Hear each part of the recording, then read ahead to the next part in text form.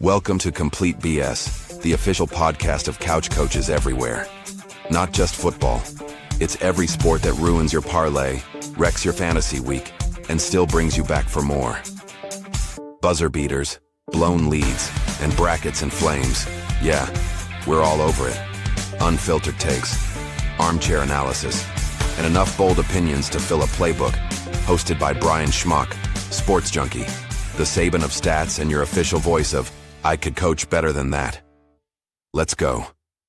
Welcome back, Couch Coach Nation. We're honored to have 2001 Heisman Trophy winner from Nebraska, Eric Crouch, join us on Complete BS. Eric was a star athlete at Millard North in Omaha. He was an exceptional track athlete, but it was on the football field where he enjoyed most of his success and notoriety. He set state records with 50 touchdowns, 308 points, and 5,134 yards over 3 years starting. He was named Player of the Year in the state of Nebraska and a Parade All-American. He joined the Nebraska Cornhuskers from 1998 to 2001, where he completed his incredible career as the 2001 Heisman Trophy winner, Davey O'Brien winner, Walter Camp Player of the Year, All-American, two-time Big 12 Offensive Player of the Year, and two-time All-Big 12. He finished his career with over 4,400 yards passing, 3,400 yards rushing, becoming only a handful of quarterbacks in NCAA history to surpass both 4,000 yards passing and 3,000 yards rushing. He was 35-6 as a starter, and his number 7 jersey has been retired at Nebraska. After college, Crouch had stints in the NFL and CFL before transitioning into coaching, broadcasting, and entrepreneurship. Eric and his wife own Crouch Recreation, where they develop outdoor recreation spaces, specializing in playgrounds, splash pads, and scoreboards across 5 states. One final note, and perhaps the most recent accolade, in August, the street heading into his high school was been renamed Eric Crouch Street. Eric, it's a pleasure to have you join us on Complete BS. Hey, thanks for getting in touch with me and put me on the show. I'm glad to be here today. Thank you. One thing I always start off with first, because it's always fascinating to me, is the recruiting process. So you were Player of the Year in Nebraska. Was Nebraska the only school that you wanted to go to, or did you look elsewhere? No, I did keep my mind open about college football. It was hard. Obviously, Nebraska in the 90s was killing it, but I decided to take some trips, and I went to a summer camp in Ohio State, in Columbus, Ohio. Then I went to Notre Dame in South Bend that year, and I kind of kept it between Nebraska, Notre Dame, and Ohio State once it all came down to it. So interesting enough, Lou Holtz was the coach at the time in Notre Dame, and John Cooper was the coach at Ohio State, and Tom Osborne was the coach at Nebraska. So, of course, I'm getting recruited, and I finally make my decision to go to Nebraska kind of right before my senior year, just so I didn't have to, worry about that decision. I wanted it to be out of the way. Ohio State said, hey, maybe we'll play as an athlete. We're not sure if we recruit you as a quarterback or not, but they offered me a scholarship that summer at their camp. Happened to be one of the first players that they offered the scholarship to at the camp. John Cooper was not, one of those coaches that was at the time offering scholarships during summer camps. It was more in the season. And Walt Harris was the quarterback's coach at that time there at Ohio State. Well, I was very excited to get that offer from Ohio State. Same as Notre Dame, went to their camp, got back. Lou Holtz and Dave Roberts was the quarterback coach at the time, and they offered me a scholarship as an athlete. Well, Nebraska offered me a scholarship as a quarterback, and I'm telling you, I wanted to be a quarterback. So I really didn't have a choice. Had to really take that offer from Nebraska. But the funny part of this whole story was John Cooper, I believe John Cooper from Ohio State either resigned or was fired in 97. Tom Osborne retired in 97. So I was a redshirt freshman in Nebraska. And Lou Holtz retired from Notre Dame. So I'm telling you, it didn't matter where I went. The coach is going to be a different coach. But I had Frank Solich for really my playing days at Nebraska. And that was a blessing for sure. So it all worked out. We're going to get to both of them. First, I want to touch on Coach Osborne, one of the legends of college football and an icon in Nebraska. Tell me a little bit about your relationship with Coach Osborne. Well, he's a tremendous coach, person, and a mentor, really. And, really a lot of why I went to Nebraska was Tom Osborne and Turner Gill, really. And, those two guys recruiting me and being able to just be beside them throughout my college career. It was one of those things where it wasn't all about football with Coach Osborne. It was more like, hey, we're going to make sure that he graduates. We're going to make sure that he's going to become a man at Nebraska. He's going to be looked after and cared for. And I think that's really what sold, my parents at the time that this was the right place for me to go. And again, no regrets, no looking back. It was the right choice. Fantastic career. A lot of great people I met. Unfortunately, Coach Osborne decided to leave after that first year, but he's actually become a really good friend of mine. I talked to him several times throughout the year. I've been involved with his teammates mentoring program that I actually was part of while I was playing. And so we've seen each other at different functions and events and talks on the phone. And we've had some really good talks lately. And it's just good to be able to call him my former coach and friend. And it's kind of sad to see him get older. It's one of those things where you're just like, man, I hope this guy can live forever. So special man. I understand that. And then as you mentioned, after 97, going into the 98 season, there was a transition from Coach Osborne to Frank Solich. Talk to me a little bit about that transition as a team. Obviously, he was on the staff, so everyone was familiar with him, but there's still a little bit of getting used to him in the big chair now. Yeah, obviously, the beautiful thing about the transition when Tom Osborne left Nebraska is that he put Frank Solich, who had been in the program for a very long time, played at Nebraska even, and made sure that there was very little disruption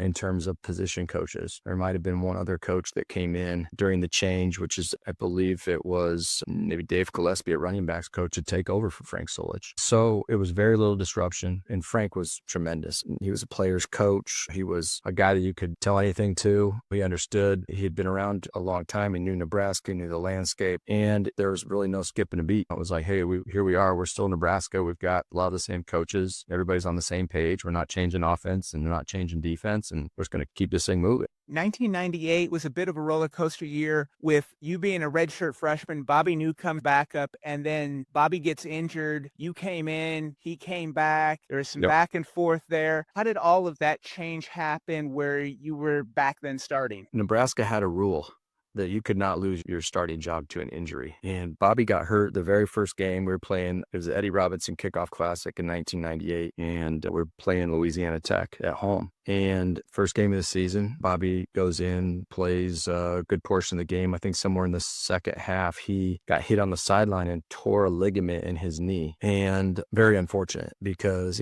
Bobby's a tremendous athlete and we needed him to win football games. But what it did was it did give me the opportunity to get thrown in. I wasn't expecting to play.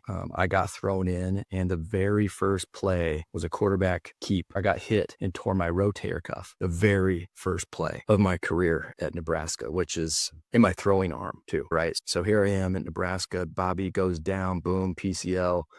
I get in, boom, rotator cuff gets torn, and my arm is like tangling. It's just a tangling, right?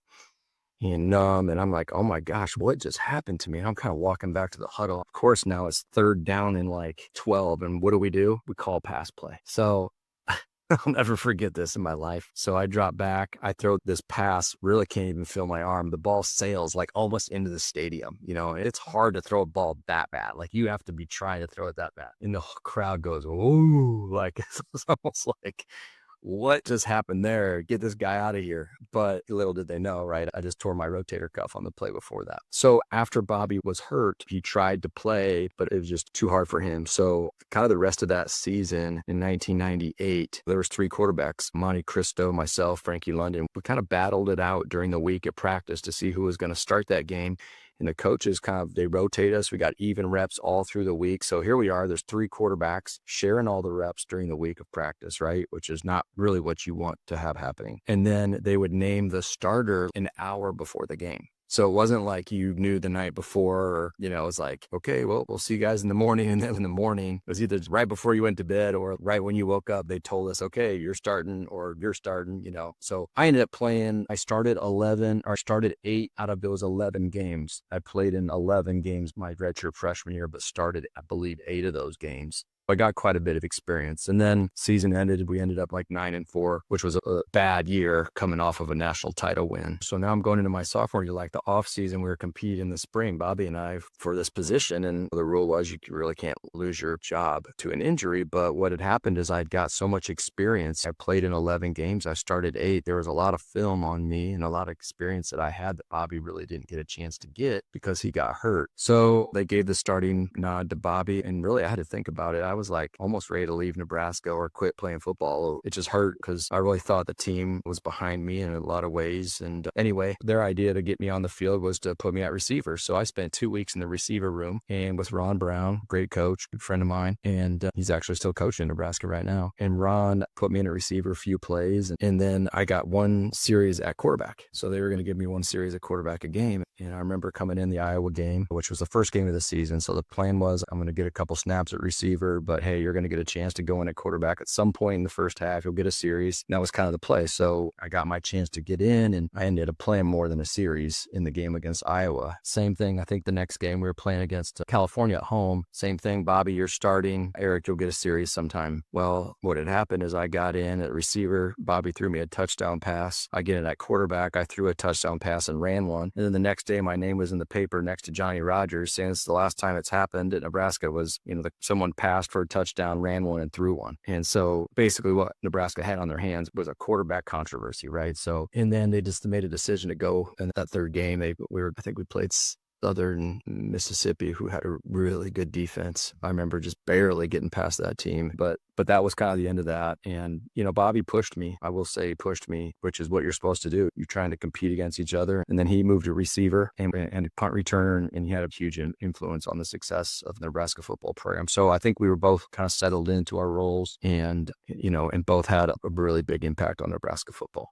Fast forward to 2001, your senior year, you rewrote the Nebraska and Big 12 record book, but there's a few monumental plays that year that are forever remembered in Cornhusker lore. Let's start with Missouri early in the year in the 95-yard touchdown run. At one point, you were 3 yards deep in the end zone, so while it's only 95 yards on the stat sheet, on a straight line, it's a 103-yard scramble and probably closer to about 113, 120 yards between some of the moves that you had in that run. Talk about that play a little bit. Yeah, we always had good matches against Missouri. You can go back to 97, where Nebraska has to throw that last play to get kicked. Shevin Wiggins kicks the ball, Matt catches it in the end zone, and Nebraska goes on to win a national title, right? So we've had a lot of very close games with Missouri. And again, we knew this was going to be a battle. It was on the road. They had a very good team. And we were within I think it was within a 7-point game or maybe even tighter than that, 3 points. And so that, it was just it changed it took the air out of the stadium. I think what happened, it was 3rd down and long. And I remember Wilson Thomas is a receiver on the left-hand side. He split out. We were trying to throw an out route just at the sticks. And I remember I kind of dropped back and I felt some pressure coming. So I was getting ready to throw it, but I don't think Wilson was ready for me. So I just said, okay, I've got to make something happen now. I had a guy tugging on me, almost got pulled down in the end zone. I was able to break free from that guy. And it was just kind of like in my head, hearing my high school coach and my youth coach to say, hey, do what you do, be an athlete. And that's exactly what happened. I just saw some green grass. I went there and it's made a couple moves. And by the time I got to the end zone, I was ready for breathing treatment. Let's put it that way. I think Wilson caught me in the end zone and he looked a lot faster than I did. That's for sure. So he always teased me about that. But I said, where was that energy on that route, Wilson? I would have thrown you the ball. When you Google Eric Crouch, the first thing that pops up is Heisman. About the next thing that pops up is Black 41 flash reverse. Crazy. You caught the 63-yard touchdown. Yeah. How long it had been in the playbook and how did it work in practice? The fact that this play got called versus number 2 Oklahoma. Well, funny story. So we get in for the week of Oklahoma, and at that time we're drawing on whiteboard. So Coach Solich, he says, hey guys, we got a special play this week. And he pulls up the screen and there's this play drawn up on the chalkboard there. And he's like, this is what we're going to be running. Black flash 41 reverse pass. And it's like, all right, let's do it. And he showed the history of Oklahoma and Nebraska's trick plays. And I'm not sure, something got out. So there was a mole somewhere because Oklahoma had the same exact play called. So I thought that was too good to be true. But they ran the same play before us. And one of their players, I think it was Nate Hibble, their quarterback, fell. And otherwise he probably would have caught the ball. But he fell and their play didn't work. And then what are the odds that we had the same play and we call it But I'm going to back up. During the week of practice, that play didn't work one time. It was a sack. It was a fumble. It was a offsides. It was a drop this. It was a fumble that. So basically on Friday, when we're going through the game plan, I remember Coach Gill, our quarterback coach, was like, yeah, guys, that play's out. It's not even on the play sheet. Don't worry about it. So we take our little tests and all that stuff before the game with all of our audibles and checks and everything. And that play was completely out. So like during the game, when it got called, it came into me. And for a second, I'm like, is Solich lost his mind? Like, hold on a second. Do I need to call a timeout and like really go through this with him? Like, hey, coach, like this didn't work one time in practice. What are we doing? And it came in and we just went with it. Like we just, oh, all right, shoot, man calls a play. Let's go execute. Mike Stunts throws an amazing pass. Now Mike's left-handed, so that people don't understand this, but that ball spins another way. You're used to catching a right-handed thrower, like the ball spins. You just get so used to it. So it hits my hands and bobbles it a little bit. Like it wasn't a clean catch by any means, but he threw like this perfectly tight spiral, like just unbelievable throw. And Mike was a quarterback. He came as a quarterback. So it was a perfectly designed play. It just never worked in practice. And thank God it worked in the game, because that was a huge win for us. It was a huge win for Coach Solich, and it had a major impact on probably winning the Heisman Trophy. You mentioned calling an audible. How much autonomy did you have to call audibles? But then when you called an audible, you came back to the sidelines and the coaches said, where did that come from, either good or bad, because of how the play came about? Yeah, we didn't have the headsets and all that, so it was a lot of signals and things at that time, and we had a lot of autonomy as a quarterback in Nebraska, looking at the defensive line, the linebackers. We were running options, so we were seeing where the safeties were they down or back, or was that linebacker, that tackle get to that linebacker? Was the end off enough? We'd have signals where the tackle was tapping his hip. He was kind of telling me that he thought he could get him, things like that. So there was just these things that were happening, and I don't think there was ever a time where they actually questioned it. We were pretty prepared on what we were going to call, what we saw. So if I saw something, I had the flexibility to kind of go to a handful of plays that we thought were really good plays into a certain look. So it was really just a matter of what I thought, what was I seeing at the time, and what I thought would work. I didn't have full reign to say, okay, hey, let me just throw the bomb right now. Like there was a game, there was a plan. And so we stuck to that plan, and I appreciated having that flexibility. And it just made you more of an offensive coordinator as a quarterback out there trying to really see the whole picture and then have the confidence in yourself to go ahead and make the change if you needed to. Walking around campus with the general student population, of course, as a football player, you're known, starting quarterback, you're known. But then as the season moves along and the Heisman hype starts building and your name's being talked about more and more as the season moves on, was there any change across campus in classes for you with the general student population as this momentum starts building? Brian, if there was, I didn't pay attention to it. I was too focused on getting the job done at my position. There was enough pressure there already to be worried about it. But I mean, I didn't do a lot of reading the papers. We didn't have social media back then. Some of that stuff may have came from your family and friends and teammates would say something. But for the most part, I kind of did purposeful job to not think about it. Like it was like, hey, I'm trying hard to just stay focused on school, practice, taking care of my body, doing the right things so that on Saturday I could perform at the highest level. And if I would have been worried about like, hey, I need to get this Heisman, or that was my goal in life or something like that, it probably would have derailed my mindset. And I would have been thinking about other things than making sure that I got the right play called in an audible, or leading a team and being positive on the sideline or in the huddle or something like that. I don't know how guys are doing it right now with all the social media, and there's just so much hype around it, right? On everywhere you turn. It's got to be a big challenge today for these players.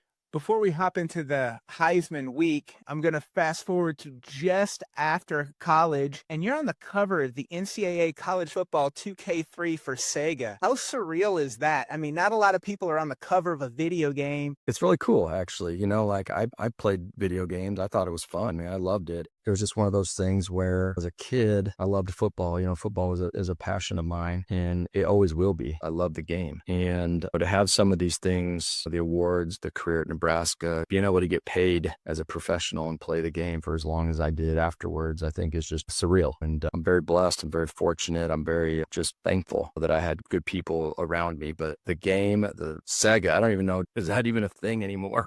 So yeah, but it was cool because like when that happened, they took me out to Northern California and hooked me up to all these sensors and stuff. So like during the game, it's actually my body making the movements in the game. It wasn't like something that they had to create. It was built off of my movements, which I thought was really neat. And that technology at the time was just fun to be part of. So yeah, no, it was cool. I have a stack of those games down in my basement.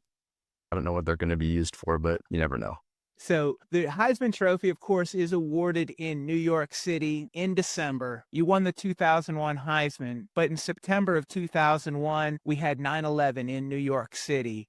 So you were there 3 months after that. Was there ever any discussion about not going to New York? What were some of the preparations and protocols in place for you guys as the Heisman finalists and then your time there in New York City? Yeah, I mean, it was a crazy year, 2001. And when it comes to football, right? I mean, I didn't know if we were going to be playing in another game or not after all that happened. Just things were kind of shut down and football was kind of like the last thing on your mind. It was more like, are we safe as a country? And then things kind of bounced back in a way of, no, we're fighting back. And then the attitude quickly came back to like, we're a country where we're going to just continue to move forward. And then that country mentality came down to like, hey, this is Nebraska football too, right? Like, and we get this like ability because we live in a free country to play this game and play this sport. And we're going to go do it the best that we can because we have this luxury, right? This is made possible by the people that are fighting for this country. And it just put things into a different perspective. And at one point you're playing for so many things that were so important. It wasn't just about your teammates, but it had a lot to do with first responders and military and people that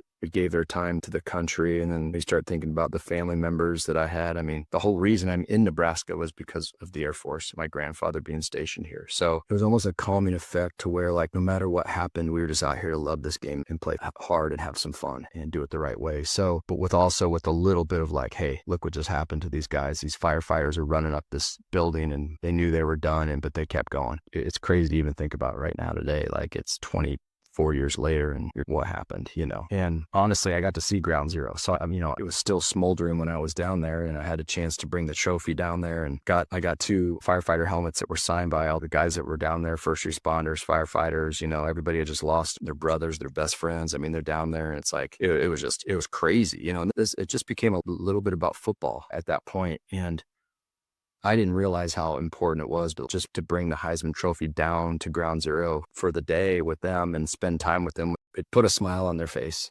because it was a bright spot. And I was just happy to be able to do that. Got some amazing photographs from that day and incredible memories. And yeah, it always comes back to like, it wasn't about me, and when it comes to the Heisman Trophy, it wasn't about anything that I did, but it was just people around me and what was going on. And honestly, I think that had something to do with me winning the Heisman Trophy because it just put my mind into a different state and I was able to really get some energy from that and use it in a positive way. So the Heisman presentation, of course, it's an hour long or so production. You've got you and Rex Grossman, Ken Dorsey, Joey Harrington sitting there for an hour as it's just going on and the interviews with everybody. What's that hour like? And are you just sitting there thinking, come on, get on with it? It was a stressful hour, let's put it that way. It was a very close race. I don't think anybody really knew who was going to win or who was in driver's seats. It's cool to have that experience, to go through that with the other guys that were there. And then also to watch their careers afterwards and see what happened to them and their football and families and things like that. And even today, just talking about it, I have a Heisman Trophy. That's crazy. How did I get this? It's pretty cool to be part of this group. I've met some amazing people through the Heisman that have won Heismans, and I've tried to go back as much as possible to kind of welcome that new winner in. So that's been a lot of fun every year to do that. So looking forward to another exciting year, welcoming the new guy in. A lot of people may not know this, but they actually give 2 Heisman trophies. It started with Steve Spurrier. When he was awarded the Heisman Trophy, he said he was going to give it to his school so that everybody could share in it. And so the Heisman Memorial Trust gave a second one so that Coach Spurrier could have one as well. So I know Nebraska's got one. What are you doing with yours? Well, first of all, hats off to Coach Spurrier for doing that because that started something special. I think it's awesome to that the university gets to have one as well. They should. With mine, I've kept it like in its box. I know it's a bad thing to say. I haven't really created an area in my house for it. I've had it out sometimes. I've taken it to several charities for raising funds and things of that nature, but I've never really displayed it on the mantle or anything like that for too long. Now, I guess I take that back. It's been a few places, but it doesn't have like a home in my home. I guess I should say that. Sure. I asked you before we started talking, you mentioned in your speech your mentor, Jim Brown, and I just wanted clarification if we were thinking of the Hall of Famer NFL running back, Jim Brown. So you mentioned a mentor, Jim Brown. Tell us who Jim Brown is to you. Yeah. So it's not the Jim Brown that you're thinking of. Jim Brown was a radiologist in Omaha, Nebraska at the time, was my first coach ever on a basketball team when I joined a basketball team in third grade, who worked actually with my mom at the hospital. So I got really lucky, man. I had some amazing people in my life starting at a very early age. And I think that had, you go back and you look like, why did this happen to me? Like what were some of the things that, that God put in front of me? And, Jim Brown, John Bird, Dan McGlynn, these guys are my very first coaches, and they just made me love competition and love sports and love being around a team and showing you the love that they needed to keep me interested in sports. Because I don't think all coaches, I've been around it, but some coaches just, they're more in it for themselves, and I think what was so cool was these coaches were really cared about us. And then I got fortunate too with the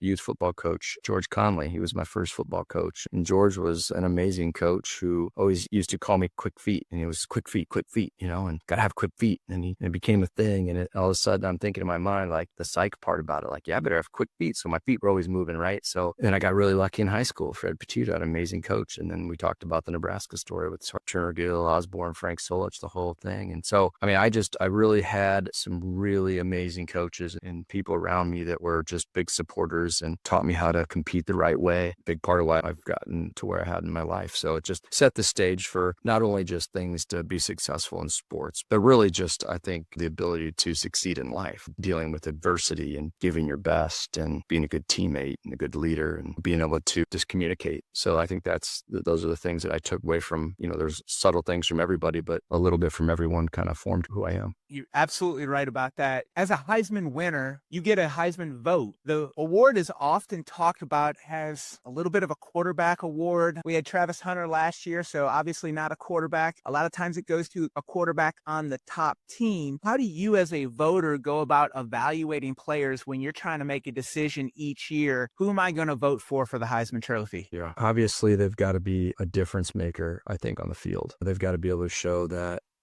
that they can pretty much take the game over themselves if they need to. I look at some of the harder games. It's easy to look at all of them as a whole, but like the ones that really matter, the ones that are maybe trap games or games that they're tough matchups or games that are high profile games. And a lot of that comes down to the end of the year, this time of year where, guys start settling in. There's more riding on a win and a loss. And then the hype is right there behind it too. So, you've got the hype that you're trying to block out, but you still got to perform and play this game at a high level. And it's not always winning. You don't have to be an undefeated. I don't look at all the wins and losses per se, but it is a factor. I wouldn't say it's the only factor. I voted for defensive guys. I voted for running backs. Just because I'm a quarterback doesn't mean I go voting for quarterbacks all the time. I've spread my vote around in different conferences and different teams. Like, you're from Nebraska. How I voted for Travis Hunter last year. People might want to rip my head off here in Nebraska for voting for somebody from Colorado, but I did it because he deserved it. He was the best player on the field, and he was going both. What he did was amazing. Like, you look at it and you're just in awe of how many snaps he took and how well he played and at the level. And so, there's a lot of things that I look at, and I'm glad I got a vote because it's fun to use it. A couple of questions here on the greater college football landscape. How do you feel about realignment? You played in the Big 12, but Nebraska, they're a Big 10 team now. Mm-hmm. Yeah, realignment. Well, it's changed. The landscape of college football is different. There's been so much change. It's hard to even put my head around it. But I never played in the Big Ten. We played some Big Ten schools. We played Iowa. We played Northwestern. Probably got a few others in there too. But honestly, I'm just not a huge fan of where it's going right now with the big buyouts on the coaches and the portal. And I do think NIL is great for the players, but I think it's getting out of control a little bit. So I don't know. I just a little bit concerned about where college football is going at the time. They're talking about the playoff game and things like that, change into 16 teams. And I think that will have an impact on conference titles and rankings and more movement, I think. I don't think it's over. I think that we'll still continue to see quite a bit of change every year. And I don't know where we end up with college football, honestly, but hopefully they get that under control at some point. I still think that it's important that these are students, they're student athletes, and hopefully the education piece is still more important than the football funds. So, that's the gold standards to walk out of there with a diploma in hand. Absolutely. One of the things that I can't imagine being a college coach in this environment, because I don't think that the calendar is sustainable for college coaches with the full season. And then you've got December recruiting, signing day now being in December when it was in February. You used to have recruiting visits in January. Now those recruiting visits take place in June. So that's not a downtime for coaches. It's constantly evaluating. You've got the portal. Do you see a lot more coach burnout happening as this calendar is just nonstop now? Yes, absolutely. I know that's why they're paying them the big bucks. It's a demanding job, right? I mean, the stress level is outrageous, and they're getting thrown into this thing. It's not their fault. I'm not faulting coaches at all. I mean, you gotta roll with the punches here, and this is where it's at. And it's tough to have to re-recruit every year your team.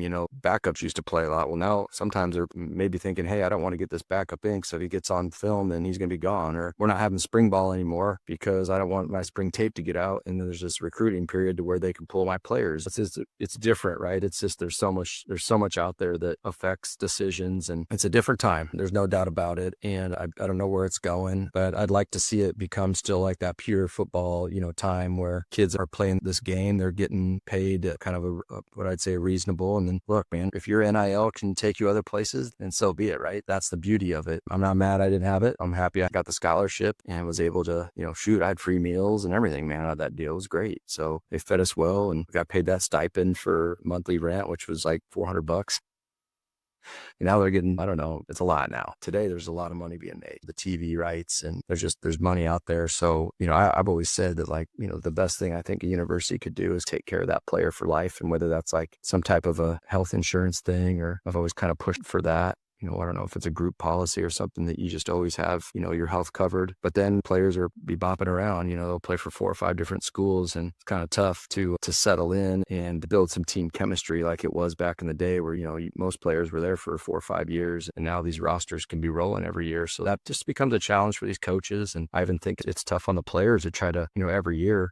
I don't know what the stats are in the last 2 or 3 years, but there's definitely been a lot more movement. Final question before we let you go. You wave a magic wand and you're the commissioner of college football, and you may have touched on it a little bit there. What's the one thing that you would want to see done, changed? It can't be undone. Once you say it happens, that's it. I think as the playoff grows, I don't know how much the conference title means. So I think maybe you do away with the conference titles and you just go divisions with ranks, and you get in the playoff that way, because it seems to be, it can only hurt a team going into that conference title that's ranked high. And I don't know if that's necessary. Understood. Well, I want to thank my guest, Eric Crouch, for joining us today on Complete BS. Remember to head over to www.couchcoachnation and join the nation. You can follow Complete BS on X and Instagram, and make sure to like, share, and subscribe wherever you get your podcasts. Thanks for listening to Complete BS. Be sure to subscribe, share, and follow us online.